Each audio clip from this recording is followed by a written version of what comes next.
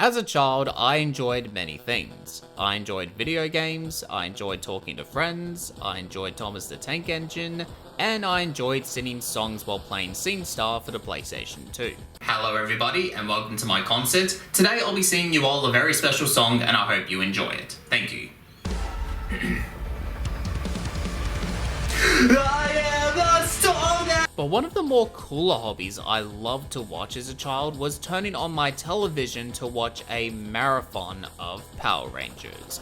Every weekend I'd sit in front of the TV in the morning and watch as many episodes as I can before realizing outside it's already afternoon. Hell, there was even a costume contest I just so happened to win back in primary school, and the costume I was wearing was the blue Time Force Ranger outfit.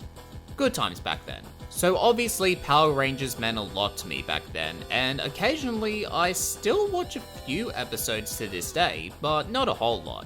Having said that, I was going to do another marathon early this year, but then Netflix got rid of pretty much all the seasons, and let's just say that I was not a happy boy.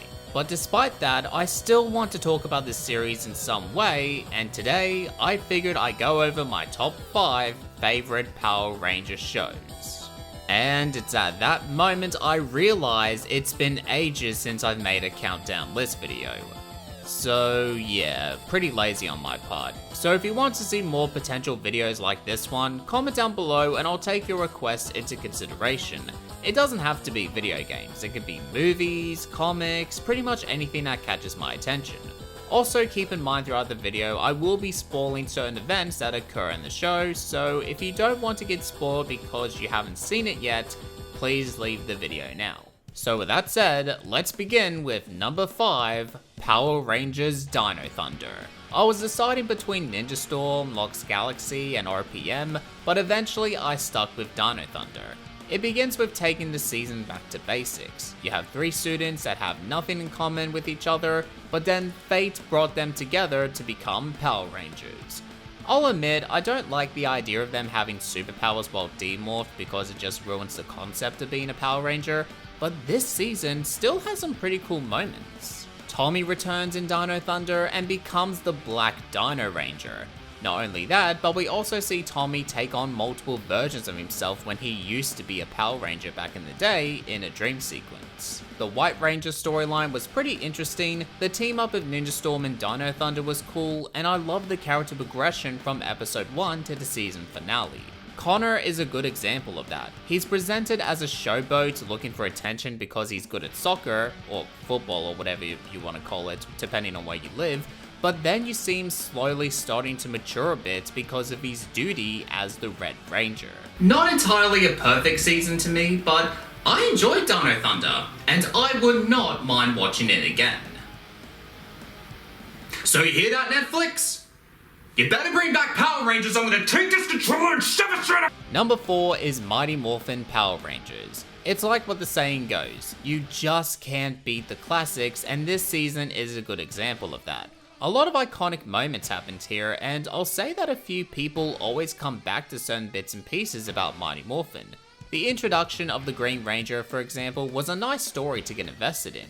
The opening song will always be remembered as one of the most memorable musics of all time, and I love the duo of Bulk and Skull.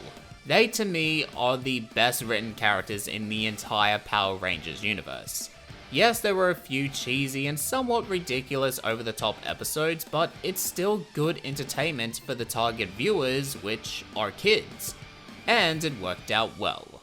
Number 3 is Power Rangers Time Force. The season's focus was on time travel, how Ranzik, the main villain of Time Force, traveled back in time, and it's up to the Power Rangers along with Wes, who took command of the Red Ranger to stop Ranzik and his minions. There's definitely a few episodes to keep your eye on if you're into the cool, wacky storytelling. I love the build-up of not only Wes and his father, but also Wes and Jen.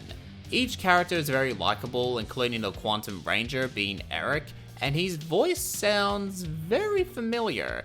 So I guess you can say from his point of view, he believes he needs more power. But what I really like about this season is the message the show tries to give away. You can control your destiny and your future on what you want to do, so don't let anyone tell you otherwise. And it's a really powerful message. For me, when I was a kid, people told me to be a rugby league player or something like that, but I said no, and I knew that I wanted to do something even better in life. So now I just make cringy videos on YouTube and go completely insane at the same time for the sake of entertainment. It's a fucking brilliant life. Number 2 is Power Rangers Wild Force. A lot of fans do have mixed feelings for this one, but I absolutely love Wild Force. It was the show that brought me into the series in the first place, and yes, I can see why people may not like it, but to me, this was the shit. I love the Megazord battles and how cool it was to transform into different versions. Cole I thought was a cool Power Ranger, and this season features some awesome episodes, including the Zenaku story arc, the team up of Wild Force and Time Force, and the iconic episode Forever Red, which is my favorite Power Ranger episode of all time.